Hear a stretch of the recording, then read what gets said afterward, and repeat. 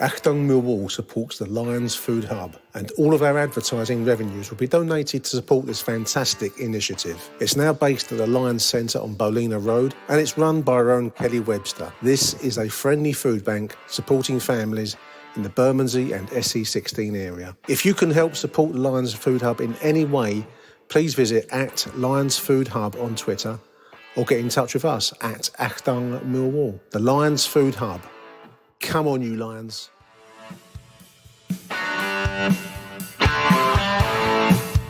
You're listening to Achtung Millwall, broadcasting from the beautiful South Birmingham. Accept no substitute.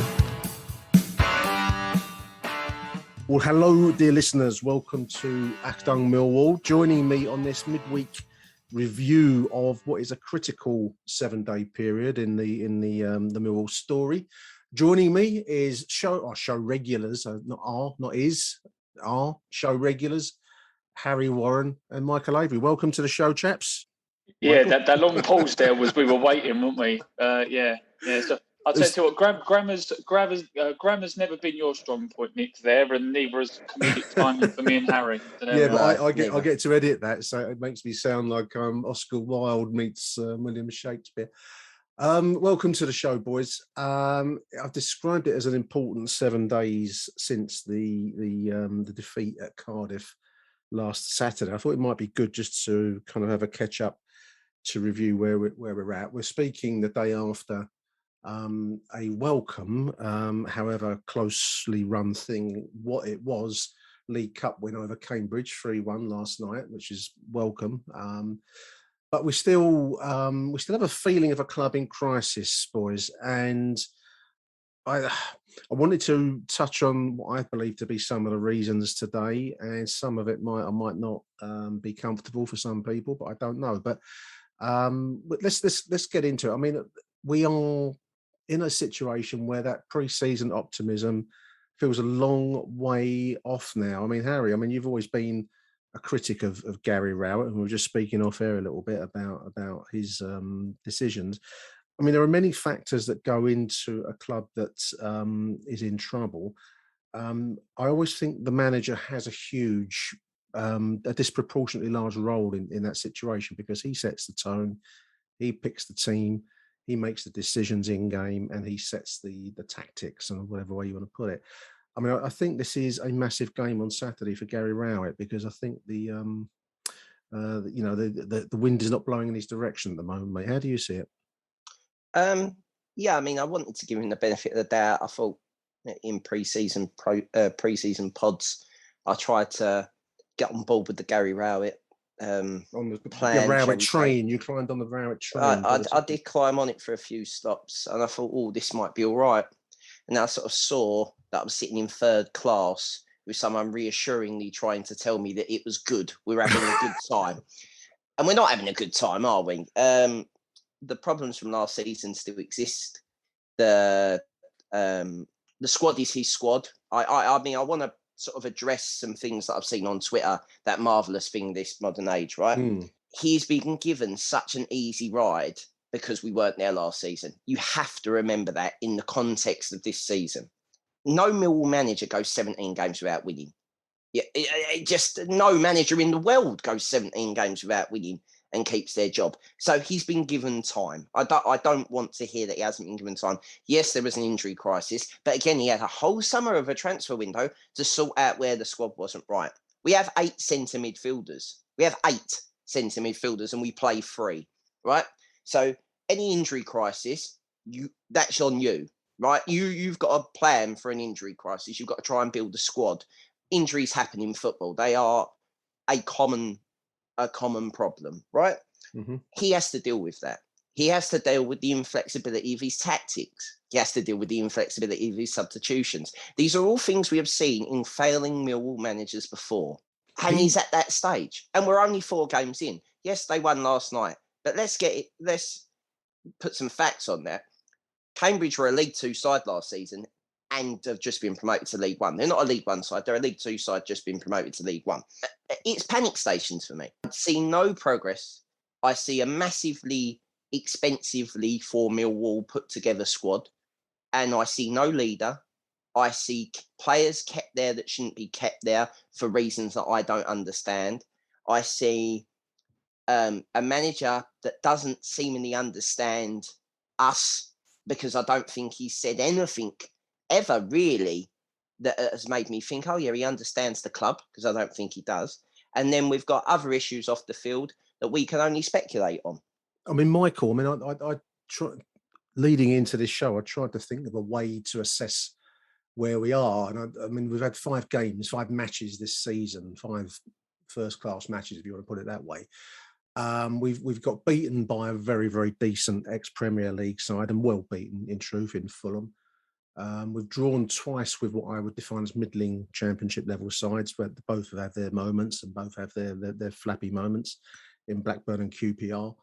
And we've beaten after a struggle in both games, just because both Portsmouth and Cambridge last night went ahead against us. We've beaten 2 League One sides. Now I was trying to think, what does that make us? It makes us, in my opinion, a middle to lower table championship side at best at the moment. I mean, is that a fair assessment in your eyes, or am I being harsh? I don't think it's harsh at all.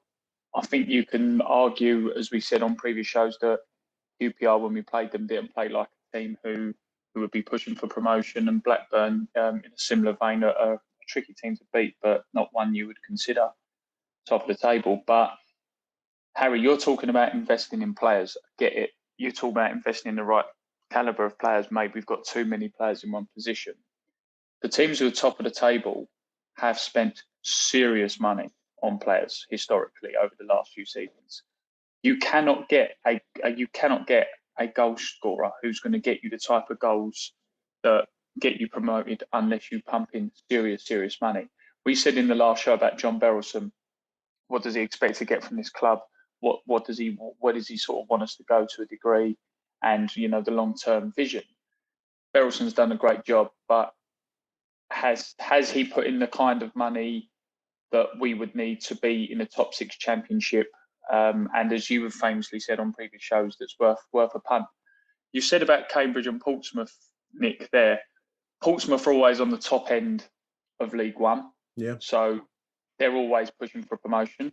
Cambridge have just been promoted, yes, from League Two, but they're still riding the crest of a wave in a new division, and they're playing against a championship team who, from results, they could have got a positive result against prior to the game, or they would have at least thought they could have done.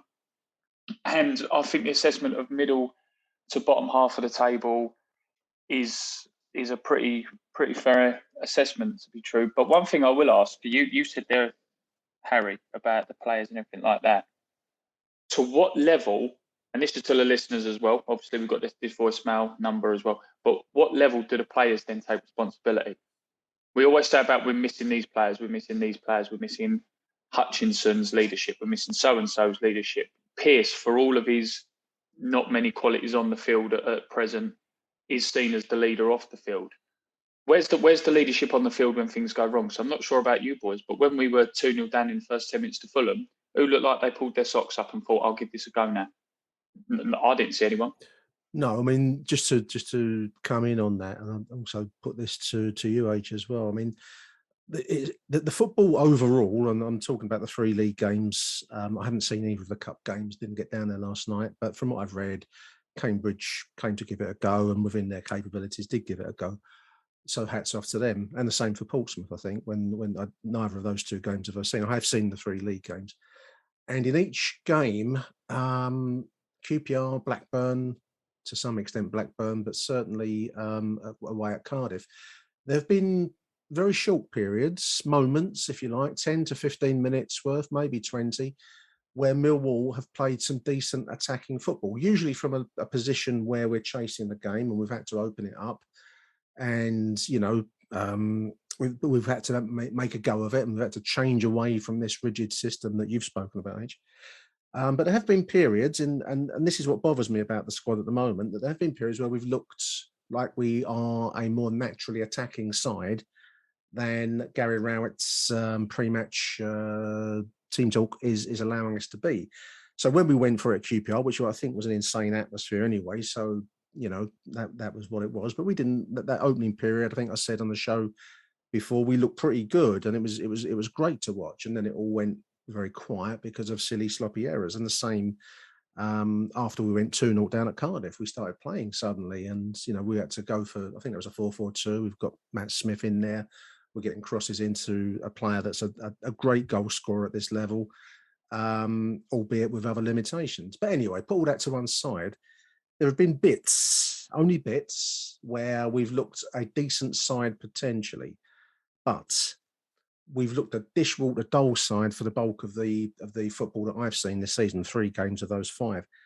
And you can talk about, Harry, you mentioned Ryan Leonard playing in right back, and you mentioned Billy Mitch playing last night in an unfamiliar position, and so on.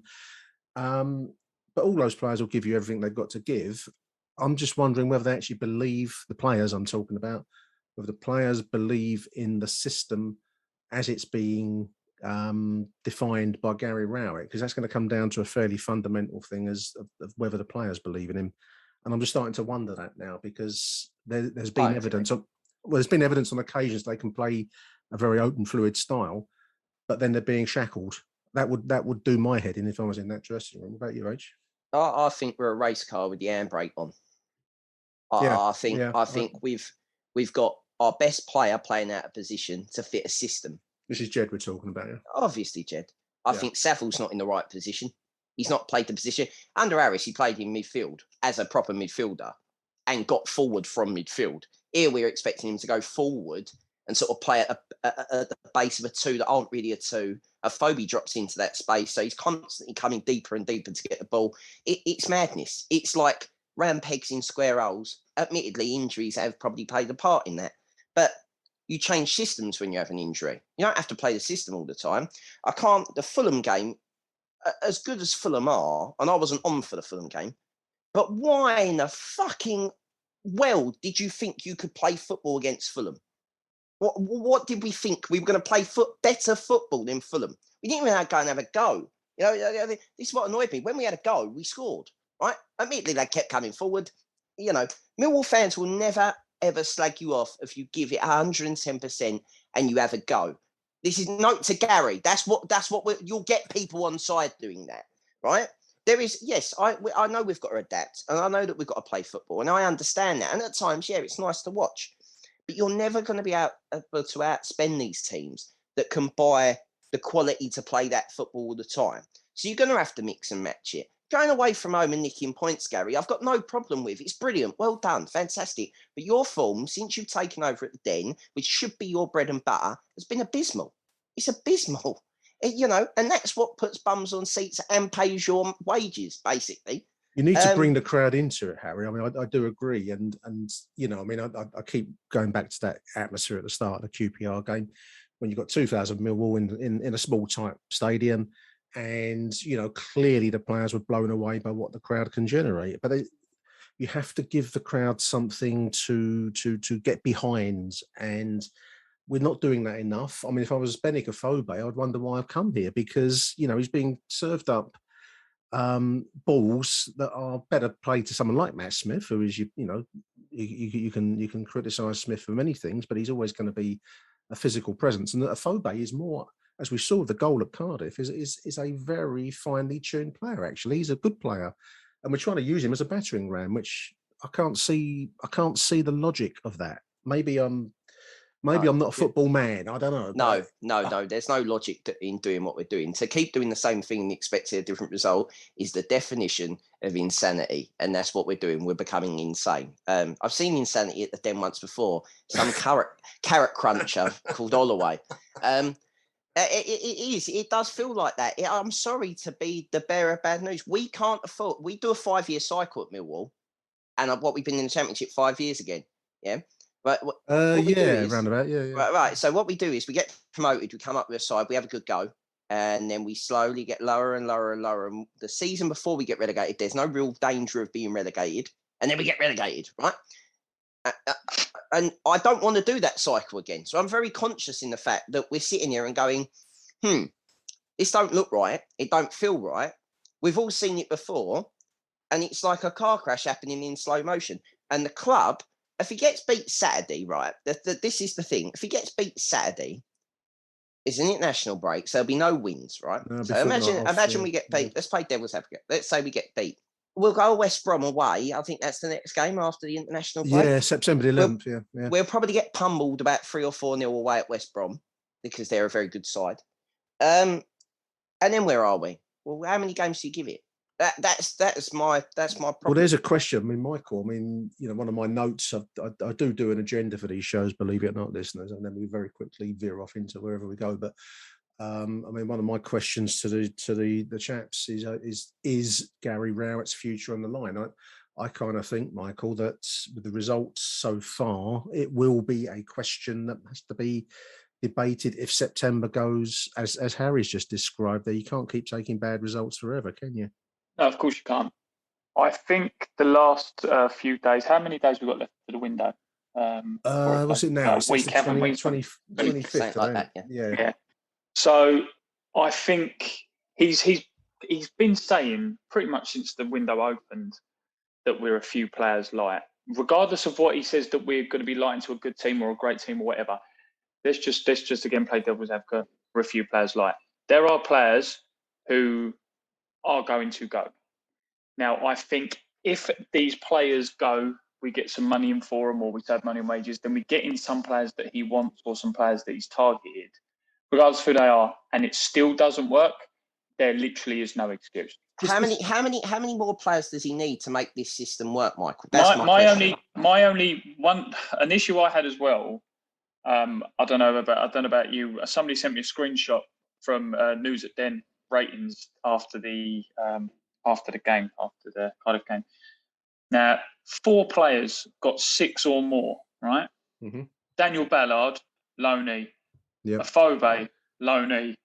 Matt Smith can only play 20 minutes. Mahoney, for some reason, he don't play him.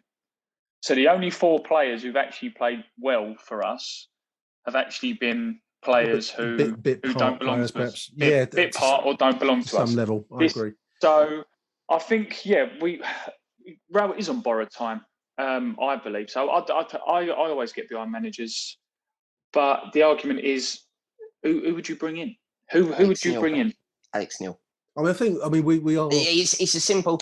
Worked under a budget at Preston, proven in the Championship, does quite well. Plays 4-4-2, plays attacking football. Rates Jason Malumbi, who's sitting on a bench at Brighton. If we want to sign another midfielder, because that's all we do. We sign midfielders, so we'll sign another one. I generally can't fathom the transfer policy. I can't fathom it. I can't work it out. I don't understand playing Jed Wallace up front, and I don't understand why Alex Pearce is there. If he's a leader, sign a leader. Sign a new one. Sign a new leader with another pair of legs. We let a lot of players go in the summer. A lot of the Millwallness of this side. I said it in my blog when I was sitting there watching the Fulham game when we're talking about leaders. People that understand the club, people that understand what we want. They're not the greatest football players in the world, but again, we're not going to have the money to buy the greatest football players in the world. So what we need to buy is commitment, effort, and Millwallness. And Millwallness is resilience. Millwallness is having the bollocks to put your foot on the ball when the crowd are baying for blood. It's having that little bit of nous to know, I'll go and kick someone and give a cheap free kick away in a non-dangerous position and get the crowd involved. All that's gone because you let Fergie go, you let Williams go, you don't play Thompson, you don't play Billy Mitchell for large periods of the season, and you're playing Jed, the only one that sort of runs over to the crowd and G's him up. You're playing him out of position, so he's not by the wing to understand what's being shouted from the crowd and maybe feed that back. It's like you're trying with. I understand, and it seems to go wrong every time someone turns up and tries to change us. We're not getting a common theme. Lomas tries to change us. Holloway tries to change us. Rowett tries to change us. I understand we've got to move the times, but you also need to have, if you're going to make that change, you've got to be able to say, I'm going to make that change and play through the problems, right, that this will create. We tried to do it last season. It didn't work, right? I just feel like we're not making any progress. We keep giving this manager money to sign signings. Have any of his signings really been any better than what we've had? That's what I question. Clifton Bell's old. Evans is the same as Clifton Bell. Saville is a no-brainer if he plays how he did, but there might be a reason why Middlesbrough let him go. Afobe's a decent striker. He spent a lot of money on Zahor last season, and that didn't work out either through injury or whatever. Bennett's injured every 2 minutes, which isn't his fault, but it's a fact. He doesn't rate Mahoney. You know, you start listing all this stuff. It is his side now. It is his side. So the honeymoon should be over here, people. I mean, there is. I mean, the thing that struck me over this season, these first opening 3 league games of the season, which is the only competition that really matters. In truth, listeners, much as we like the Cup glory, the Carabao isn't a priority for us. This squad, Harry and Michael, should not be playing as badly as we are. We're punching under our weight at the moment because the cliche is that we punch over our weight. Well, we're not. We're punching under our weight because that team is that squad is a lot better than some of the performances that we've seen. And I'm talking about the defence because the defence has conceded 3 extremely soft goals at Cardiff and was at fault, in my opinion, in both of the other two games against Blackburn and QPR. I mean, my reasoning for questioning Gary Rowett is if he's not got a defence, what is he? I mean, he's certainly not the flamboyant manager you can say, well, you know, we look a bit shifty in defence, but bloody hell, we'd enough tear a team apart when we go forwards, because that's not being allowed to happen. When those moments do come, we look a pretty good team going forwards, unleashed. And now that was probably the case last season when we watched some of those dreary, endless games. We're probably not being helped by the fact it was such a long, hard watch of a season last year. But, you know, I mean, football's a results business, and our results since, what did I say in the last show, boys? Was it April or March since we last beat anyone? Bristol City 4-1. But that was the end of season game, H. Last game of the season. But before that, the run weren't great either. No, we had a couple of wins. I haven't got the website on at the moment, listeners. So we had a few wins in, I think it was March, without ever really. We were playing that kind of tight style, and you know we nicked results. We haven't ripped into a team and drawn blood for a long time, Michael. And I don't know about you. That was really what I was after a year and a half of COVID enforced, sitting in my back garden watching, you know, lockdown sports from around the world. You know, I thought when I get back to the den, it's going to be so great to have one of those days where we tear into a team and actually get 3 or 4 goals and the place is buzzing and you got the rocking all over the world. And we're not doing that. And my God, he needs it, because I do think that September's going to, was that expression, bring a hard rain on Gary, because I think that's what people pay to watch football for. Michael, what do you think? Yeah, absolutely agree. And look, I've just quickly got the results up, having a look that we was talking about towards the end of the season. Let's not forget as well the Millwall victory over Bristol City on the 1st of May, which is probably the most lacklustre 4-1 I think you'll ever see in football. Was followed. Let's not forget, was followed by a 6-1 away defeat against Coventry City, and some thumpings before that, Michael. So was it Was the last time we won 2 on the trot, Michael? If you've got the website in front Bournemouth of you. was a 4-1 home loss. Then we lost 3-0 at home to Swansea, which was dire. The last time we won 2 or more in a row was back in March. Was a 1-0 against Middlesbrough, a 1-0 against Rotherham, and a 2-1 against Stoke away. There's damn lies in their statistics. But yeah, you're right, Nick. I mean, you don't even need big score lines. I mean, you were saying there about sinking your teeth in and like really destroying a team. I think the only game, apart from perhaps Forest away, just before the lockdown, will be that one then. It was that. But the only one I can think of when the den was really rocking, I don't know about you guys or the listeners, if again they want to tweet in, was probably the Charlton result. And what was that? November 2019? That was the last time that we... Yeah, that's the late Matt Smith winner, wasn't it? That was the last time we really saw a game where, you know, like you say, you had that atmosphere, you had that pump, you had everything that felt good. I mean, let's be brutally honest, Gary Rowett, for all his faults, for all of his criticisms, he's a modern manager. He plays a style of a 5-2-3, 5-3-2. You know, he tries to like, you know, sort of build defensively and then go on from there, which some managers mean to do.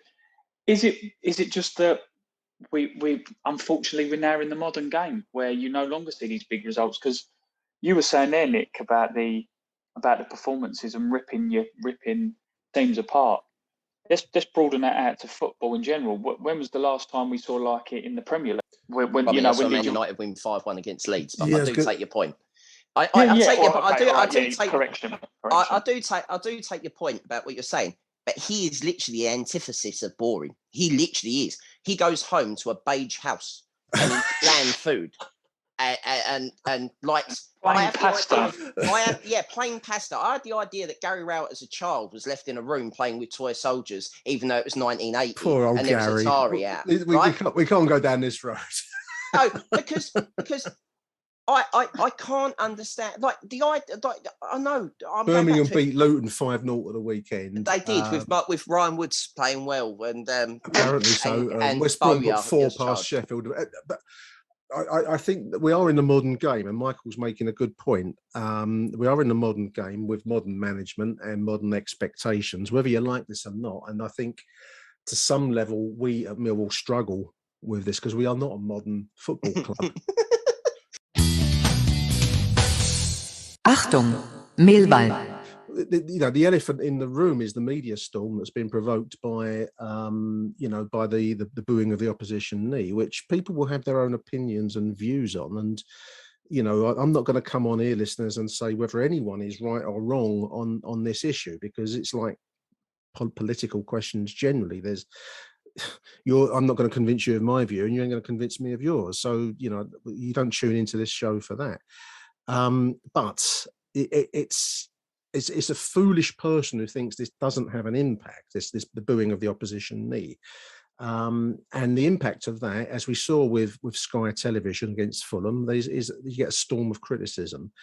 Now, many's the Millwall fan that say, fuck them, fuck Sky TV off and fuck everyone off, and we're going to exist in our own kind of siege castle. The problem is you can't fuck Sky TV off. You can't fuck independent newspaper. You can't fuck the Guardian off. You can't fuck everyone off, because that's not how the business works. And it's one thing to say I don't agree with the gesture. It's another thing to actually actively boo it, because that gives your opponents, all the people that hate Millwall, and I've been around Millwall now for 50 odd years, so I know full well the world would love it if we didn't exist. And unfortunately, you're loading their guns and they're shooting us with it. And boys, correct me if I'm wrong, but type Gary Rowett into Twitter and see what comes up. It's a storm of criticism for him, because he came out and said there should be a better way to show the anti-racist credentials of the game and the sport generally. Yeah.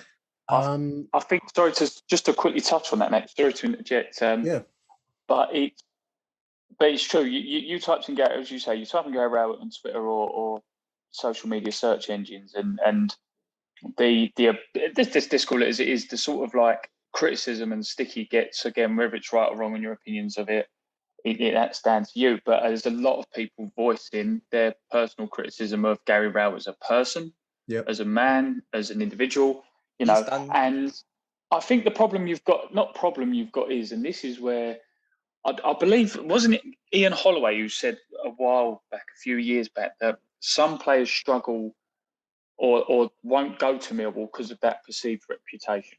Yeah, it's a reputation we thrive on, rightly or wrongly. Again, I'm not going to go into that.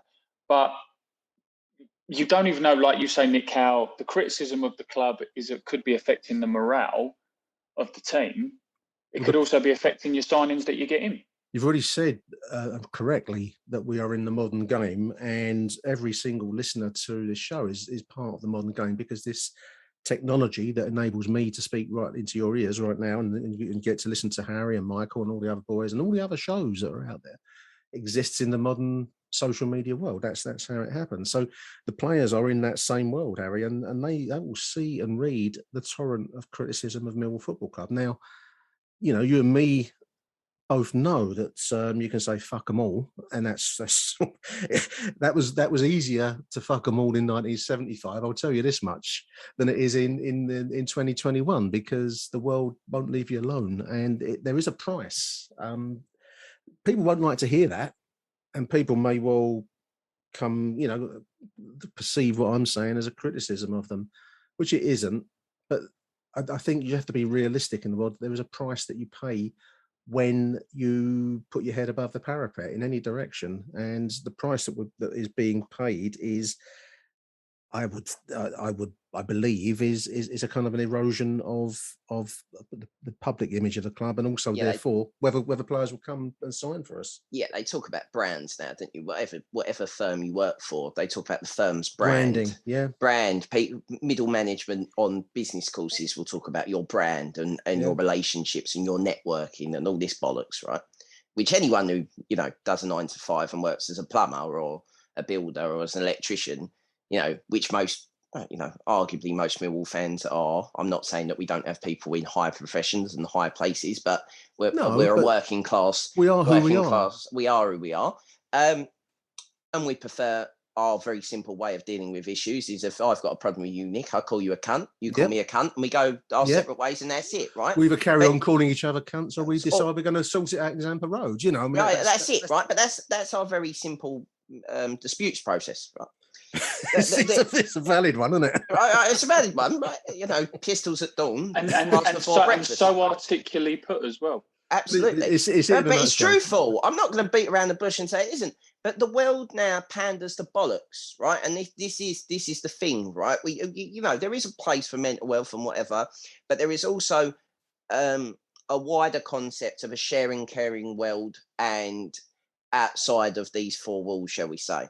Now, the problem is with the increased scrutiny that social media provides, that anything that you say, do, whether it's 20 years ago, 5 minutes ago, 5 minutes time, is always judged in the context of the modern day, i.e.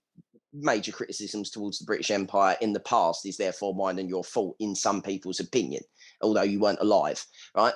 You're supposed to feel, I was alive. I was alive for it. But you wasn't alive for it. You wasn't alive for it. You wasn't alive when you decided to march into South Africa or something like that. No, don't go that far back. Right, exactly. Right, but you're supposed to. Just quickly before you continue, this is your fault, Millwall Football Club. You just about beat Cambridge. Harry starts talking about the British Empire. This is your fault.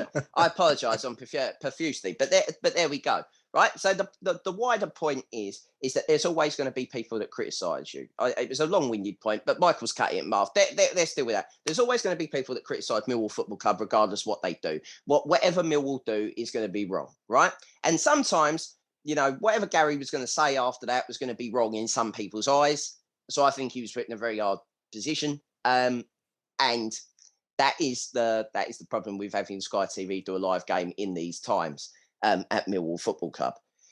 However, it would be silly to say that some things are probably not helping, but at the end of the day, he is the leader of the football club in the fans' eyes. He's the leader of the football club, arguably because of our chairman doesn't spend a lot of time in his country for a number of reasons. He is the leader with Steve Kavanagh, and it's up to them to deal with these issues as best see they fit. And currently, I don't believe that they're giving themselves.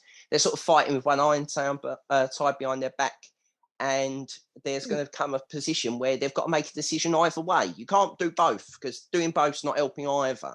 The club's in a difficult position, and I don't, I repeat, listeners, I'm not saying anything of any criticism of the club or fans or anything, because people, we do still just about live in a semi-free country, and people have their rights to their views and opinions.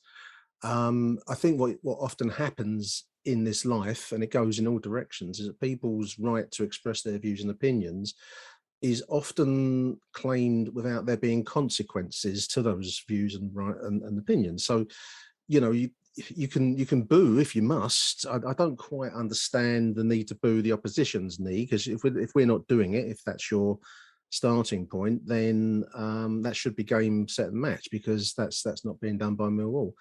The destructive nature of doing it against the opposition, which allows those who are not our friends to cast us yet again as the great villains of the sport, and therefore means they can ignore the same issue where it goes on elsewhere, because it does. We've all watched various clubs on TV where the booing, rightly or wrongly, goes on there too, but you only ever hear about Millwall. Why is that? Because we have the name, and that's the name that we on the one hand, reveling by saying we don't care, but also there is a cost to that. Now, I'm not saying Nick, anyone. can I add a point on that? Sorry. Yeah, go for it. Basically, by doing that, we piss the opposition off. Let's get it out there, right? I'm not saying it's right, wrong, or otherwise. Again, like you, Nick, right? Everyone's entitled to their own opinion on it, but you piss them off, right?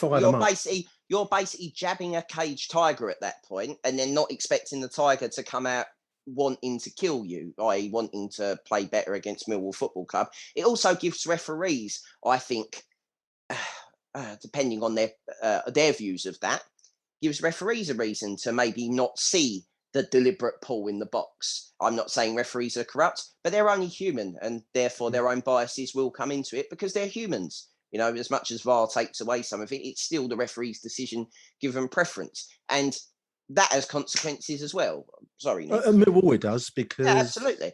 We're not in the Premier League, and then interesting on that point. I was interested. Whatever you think of the knee, listeners, and you'll have your own views, and I'm not going to tell you what to think. But something really struck me. It was Brentford's first fixture of the season, which was against Arsenal. Martin Tyler, who is a commentator that has been around a long time actually, but anyway, he's kind of sold his soul to the devil now with Sky TV. Football was invented in 1990. Yeah, he's of that ilk. But anyway, my point being that last season Brentford did not take the knee, and that was a group decision taken by their players. They stood up at the kickoff, but now Martin Tyler put it this way: as Arsenal and Brentford took the knee. Brentford taking the knee as per the Premier League remit. That word stuck in my head. I wrote it down because I thought that's. Did Ivan Toney stand? I don't know.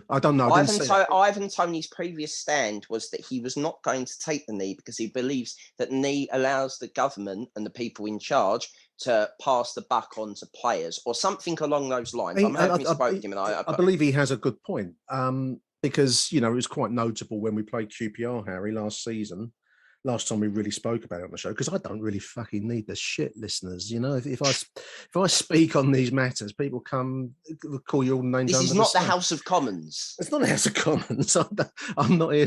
I've had a heart attack recently. I don't really need it. But I thought, well, we can't really. The member for Bermondsey North retracts his remarks of calling the opposition member a cunt. You can't talk about Millwall and do it justice without this issue coming up, because you're just being, you're not really dealing with the club in the big picture. So whatever you think of the rights and wrongs of it, and whatever the remit of whatever you want to put it, the Premier League or the EFL, the fact is that we are allowing ourselves to be cast as the ultimate villains of the game.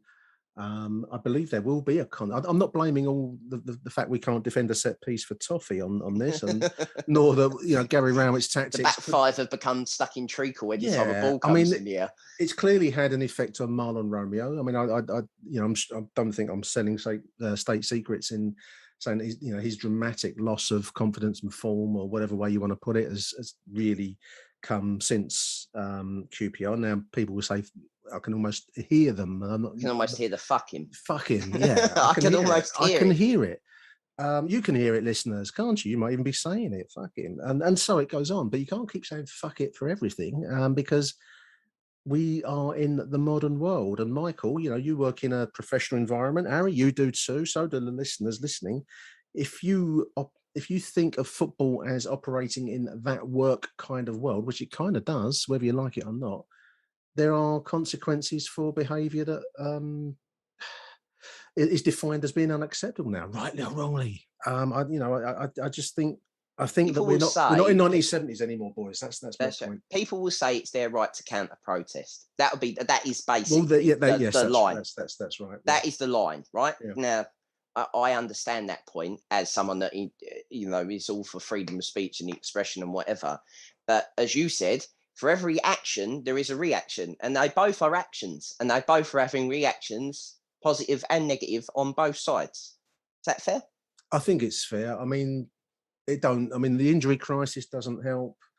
For reasons that we can only speculate on, the defence has gone to pieces in critical moments.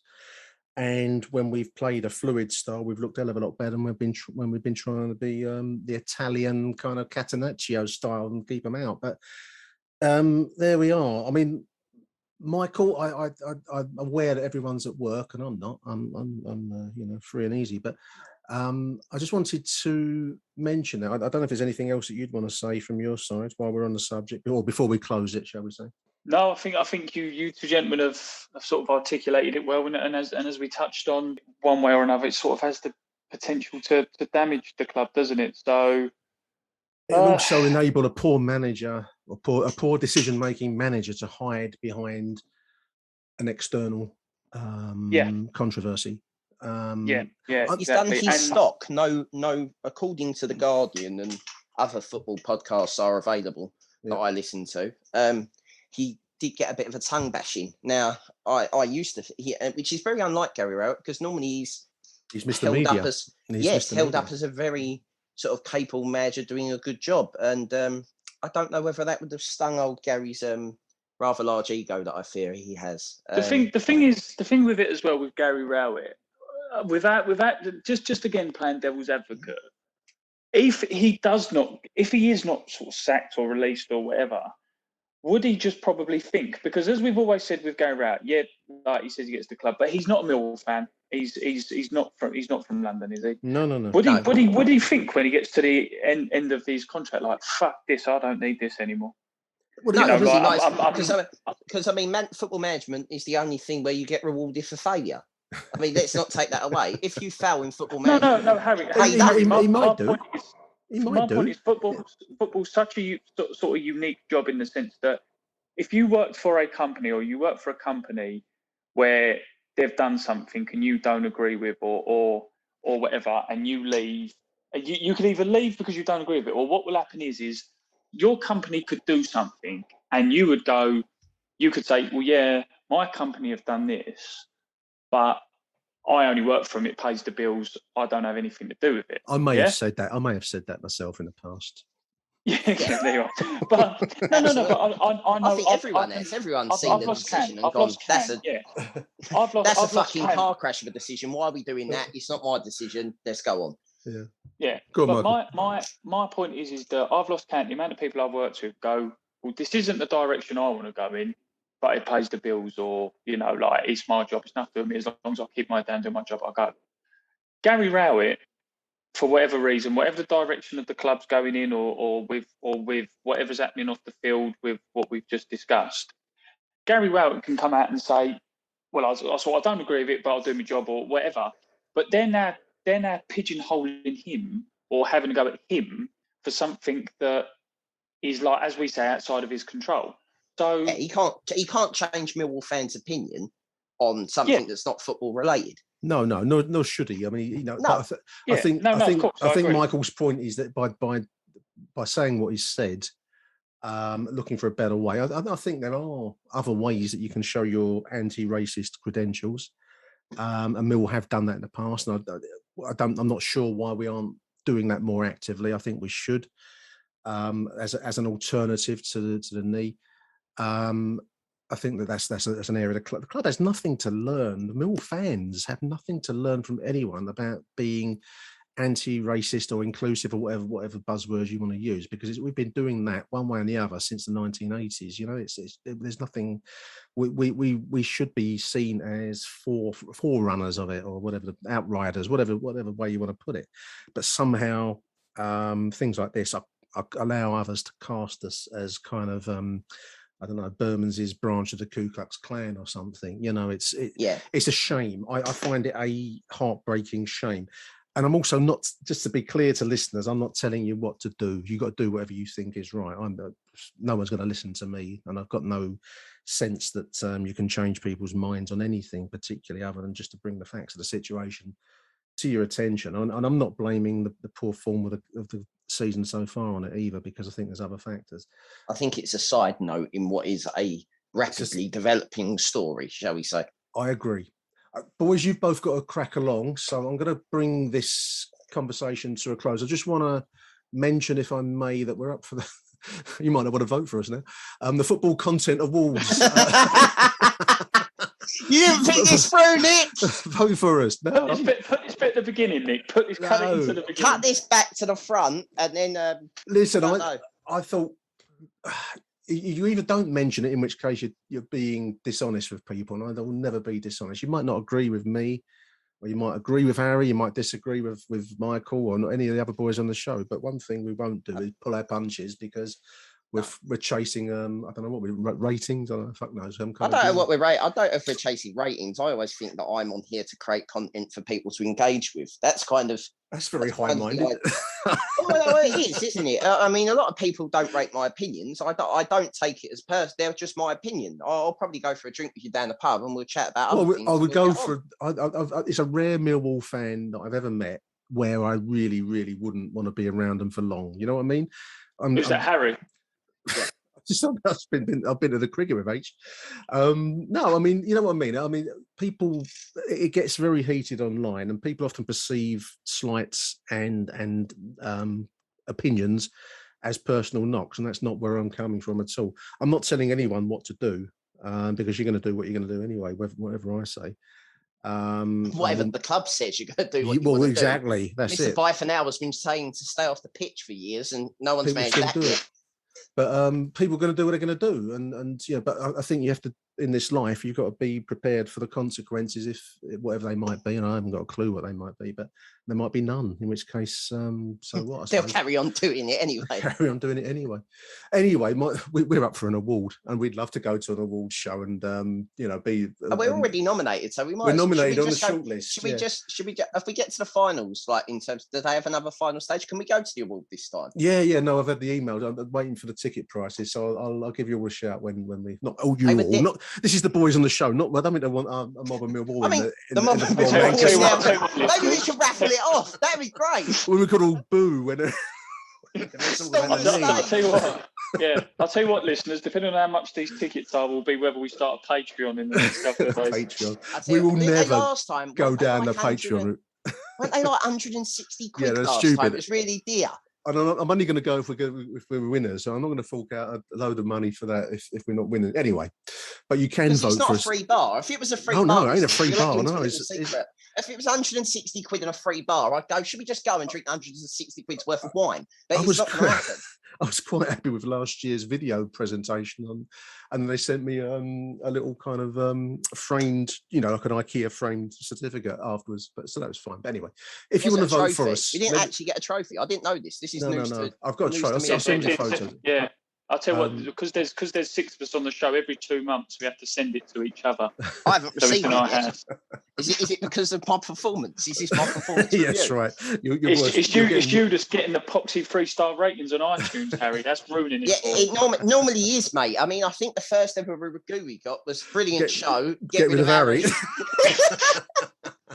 Anyway, signed Harry's mum. Signed R. Woods. Signed Nick Hart. Jay Budvarsa. Jay Budvarson. Before that, it was Tanner Jay Archer. And there was one called G Rowlett on there as well. Yeah, G Rowlett as well. Football Content Awards. Tweet us. Say I am voting for Achtung Millwall in the @the_FCAs for best podcast. Thank you. And that way we get to win it, and then we all go out there and boo everyone and generally make add to the club's reputation. We're gonna give Harry a bottle of wine and see where it goes with you. God help us.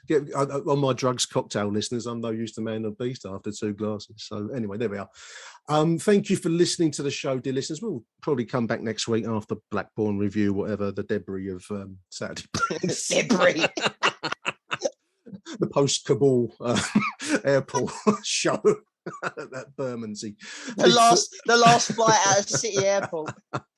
Big thank you, Harry. Big thank you to Michael. Gonna let you both crack along, boys. Thanks for listening, dear listeners. We'll probably see you at the weekend. Until then, Arrivederci Millwall, and bye for now. You're listening to Achtung Millwall.